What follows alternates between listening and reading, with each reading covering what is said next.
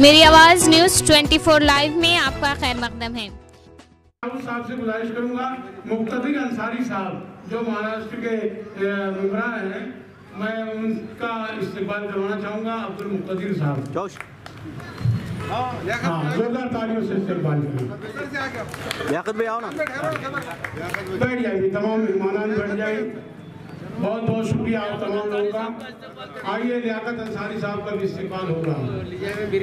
कोशिश है कि किसी भी तरह से मुसलमानों के वोटों को तकसीम किया जाए, उसके लिए यहाँ पर वंचित बहुजन आघाड़ी के नाम पर या समाजवादी के नाम पर बड़े बड़े बाशऊर हजरात जो अपने आप को नांदेड़ के एकदम बिल्कुल बाशऊर कहते हैं, जैसे कि हमारे पेशर मुकर्रिर हमारे दोस्त रशीद साहब ने कहा, मकबूल सलीम साहब, अब्दुल समद साहब, बड़े बड़े लोग हैं। अल्लाह ने उनको बड़ी जहानत दी, लेकिन क्या पता है कि अल्लाह ने उनके जहनों के ऊपर क्या गफलत के पर्दे डाल दिए कि उनको ये आगे का नज़ारा नज़र नहीं आ रहा।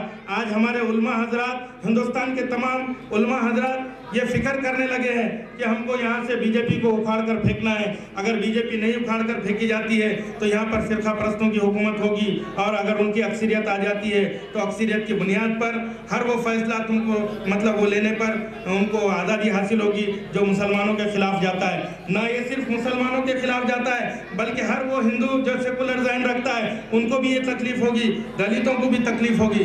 इसलिए आज ये ज़रूरत है कि आज ये इलेक्शन अशोक चौहान साहब का नहीं, ये इलेक्शन कांग्रेस पार्टी का नहीं, ये इलेक्शन शमीम अब्दुल्ला साहब का नहीं, ये इलेक्शन हमारे मसूद अहमद खान साहब का नहीं, ये इलेक्शन अब्दुल सत्तार साहब का नहीं, यह इलेक्शन हमारा नहीं, बल्कि ये इलेक्शन है तो आपका इलेक्शन है। आपको चाहिए कि आप आइंदा की जिंदगी हमको खुली सांस में जीना है, क्या इन जालिम हुकूमतों के दरमियान में उनके लादे हुए कानून के जरिए जीना है, इसका फैसला आपको 18 तारीख को करना है। अगर आप चाहते हैं कि सेकुलर हुकूमत हिंदुस्तान के अंदर जिंदा रहे और हम आज़ादी के साथ अपने मजहब के ऊपर कायम और दायम रहे, तो आपको चाहिए कि आप हर गली के अंदर जो जिस गली में रहता है उसका ये फरीजा बन जाता है कि कोई कारपोरेटर वहाँ पर आए या ना आए, कोई कार्यकर्ता वहाँ पर आए या ना आए, आप सुबह 7 बजे से अपनी अपनी ख्वातीन को, बूढ़े हजरात को, नौजवान बच्चों को समझा बुझा कर वहाँ इलेक्शन तक के बूथ तक पहुँचाने का काम करें। और धूप केरल के एक आलिम दीन पूरे बैठकर केरल के उन्होंने भी फतवा निकाले, हर जगह का अलग अलग, और नांदेड़ से भी तमाम लोगों ने कहा, तमाम आलिम दीन ने कहा कि कांग्रेस को वोट देना है और अशोक चौहान साहब को जिताना है और हिंदुस्तान में पूरे कांग्रेस की लहर लाना है और मोदी को दफनाना है। मैं आप तमाम लोगों से गुजारिश करता हूं कि ये बार उसे दफना दो। मैं आप तमाम लोगों का शुक्रिया अदा करूंगा और ऐसे जज्बात में बटन दबाइए, इंशाअल्लाह वो मशीन का बटन टूटना चाहिए और वो बदलना भी चाहिए। तो मैं आखिरी एक नारा देता हूं चौकीदार का, आप चोर कहना, चौकीदार चौकीदार चौकीदार। आप एजेंडा है तुम्हारा एजेंडा क्या है? दिल्ली में बैठ के कुछ मुस्लिम दुश्मन ताकतें ये तय करती है कि प्रकाश अंबेडकर को ताकत दो, उसके समाज को भटका दो। अभी जी साहब आ जाते हैं कि मुसलमान तो मेरे मुट्ठी में है और फैसला नांदेड़ का वो करेंगे अब आके। अरे हम क्या तकलीफ में हैं, हम तुम्हें क्या बताएं? 30 साल से इंतजार कर रहे हैं हम परभनी के लोग कि हमारी शिवसेना गिरेगी और राष्ट्रवादी को सीट जाती है, राष्ट्रवादी चुन के आई। सब अच्छा था, ग्रामीण हमारे साथ था, मराठा समाज, धनगर समाज, सारा समाज हमारे साथ था, मुसलमान बड़े जोश में थे। तो आलमगीर खान बोल के एक लाली है हैदराबाद से, और वहां पे वंचित से खड़ा कर दी। और अल्लाह माफ करे कहां से पैसा आ रहा। अभी तो मैं व्हाट्सएप पे तस्वीर देखा, अभी तो वो खान साहब है तो हेलीकॉप्टर से घूम रहे। क्या तमाशा है?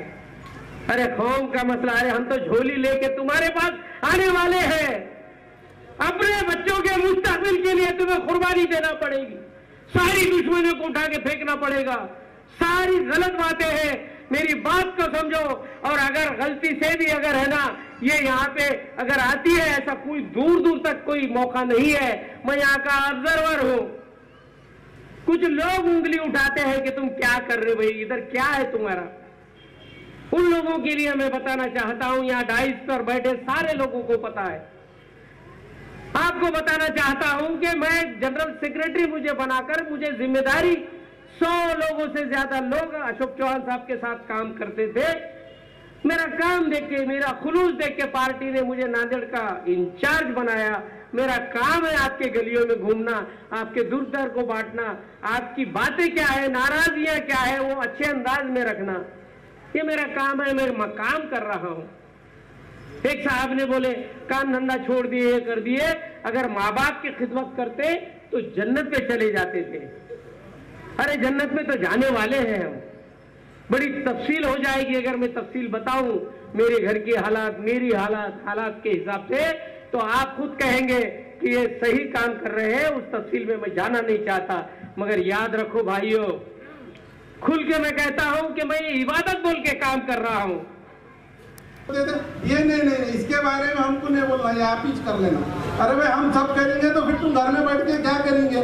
फिर ऐसे टाइम पे आके इलेक्शन में लोगों को भड़काने का काम करेंगे, जब तुम्हारे पास अल्लाह ताला ने, हमारी पार्टी ने बहुत बड़ी जिम्मेदारियां दिए थे आपको, तो वो जिम्मेदारी का आपने फायदा नहीं उठाया। लोगों को कुछ काम लगाना था, फैक्ट्रियां लगा के देना था, क्यों नहीं करे भाई तुम? जब तुम्हारे हाथ में जब सब चीज थी, रहने के बाद में मैप्को कंपनी के चेयरमैन थे आप, सिंडिकेट बैंक के 2 बार है कि नहीं, ऑल इंडिया लेवल के चेयरमैन थे। अगर आप चाहते थे तो एक छोटी मोटी इंडस्ट्री लगा सकते थे, बहुत सारे लोग थे। अच्छा भाई तुमको किसने रोका? एक बहुत बड़ा कॉलेज खोल सकते थे आप, कौन रोका आपको? इतने लोगों ने इतने साल तुमको काम करने का मौका दिया, तो आप काम क्या करें? ये पूछो ना भाई आप लोगों ने कि लोगों में आ रहे बहकारे कि भाई ये वन चीज, वन बोले तो क्या एक, और चीज बोले तो गिरगा, बोले तो उसका काम करने को न गिराने को जाए वाले उसको, क्यों भाई? इनके बोलने पे तो कोई वोट देने वाला नहीं है। वन बोले तो एक, चीज बोले तो गिरगा, अरे पहले जाके गिरा दिया उसको। बहुत अच्छा काम करे अल्लाह ताला, आप लोगों को समझदार है। आप लोगों ने वोटिंग के अंदर ज्यादा से ज्यादा लोग आकर कम से कम ज्यादा 90% वोटिंग करेंगे, तो ये इसका जवाब आपको 18 तारीख को माननीय अशोकराव चौहान साहब को जीतेंगे तो आपको इसका रिजल्ट है कि नहीं, पूरे दुनिया देश के अंदर जैसा अपना नाम हुआ था वैसा है कि नहीं, इंडिया के अंदर अपनी सबसे ज्यादा लीड रहना। साहब का ऐसा मामला है कि पूरे जिले के अंदर पूरे संस्था है, शुगर फैक्ट्री है, शेतकरी उनके साथ है, सब है। और कल की सभा में बोल रहे कि भाई कोई लोग उनके साथ नहीं है, तो इनको अब ख्वाब देखना चालू कर दिए कि क्या है कि घर में बैठ के अब दूसरा तो कुछ नहीं कर रहे, ख्वाबा देख के लोगों को बोलते हैं फिर रहे।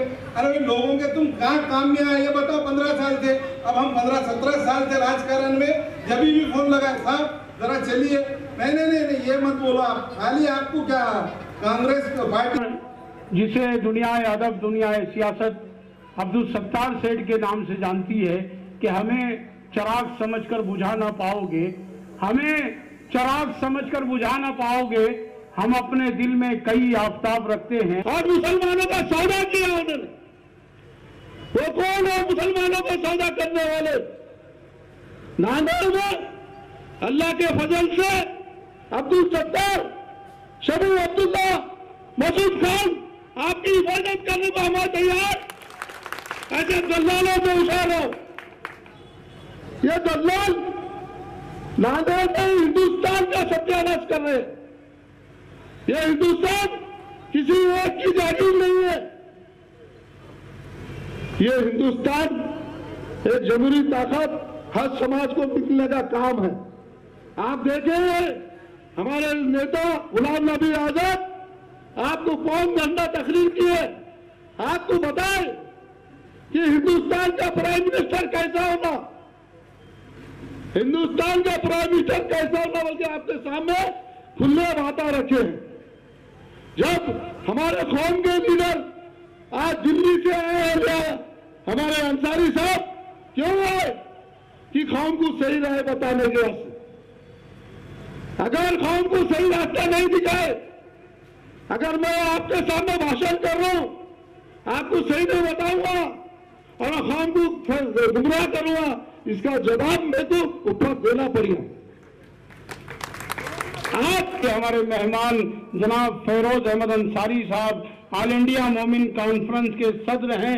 मैं उन्हें इस शेर से आवाज दे रहा हूं कि खुददारी का तकाजा है अपने हरीफों से ये मत कहो कि पांव का कांटा निकाल दो, और मौका तुम्हारे हाथ में आया है इन दिनों, उठो सितमगरों का जनाजा निकाल दो। तालियों के साथ इस्तेमाल करें। फेरोज अहमद, वो हिंदू करता हो या कोई भी करता हो, हम देश के हित में हैं, हम सेकुलरिज्म के हित में हैं, हम संविधान के हित में हैं।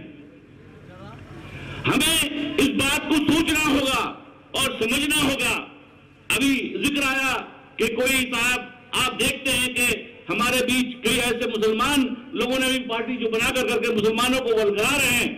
ये आपके लिए बहुत बड़ा चुनौती है कि वैसे लोगों को आपको मुस्लिम लीग की तरह नकारना होगा। अगर आपने वैसे लोगों को नहीं नकारा तो वो एजेंट हैं, आपको बांट कर करके और दूसरों को फायदा उठाएंगे। वो लोग ऐसे हैं जो लोग पार्टियां और कैंडिडेट खड़ा कर रहे हैं, उनसे पूछो कि तुम्हारे पार्लियामेंट में कितने लोग हैं। अगर पार्लियामेंट में कोई पॉलिसी बनाना पड़ेगा तो तुम्हारे कितने लोग हैं जो तुम्हारे लिए आपके हक में बना सकते हैं। उनसे पूछो कि असेंबली में तुम्हारे कितने लोग हैं जो तुम्हारे लिए कानून बना सकते हैं, तुम्हारे लिए हक में कुछ काम कर सकते हैं।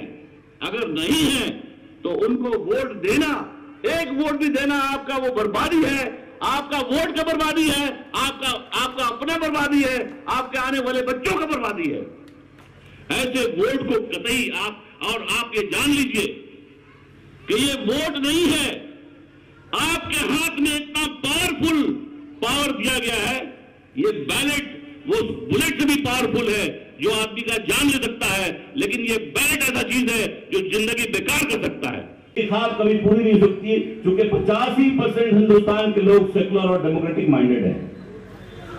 हिंदू मुसलमान की बात नहीं है, हिंदुस्तान के लोग। और मैं देख रहा हूं पूरे हिंदुस्तान में, मैंने इस बार अभी कई इलेक्शन में कई जगह यूपी, बिहार, झारखंड, उत्तर प्रदेश, कई जगह में गया।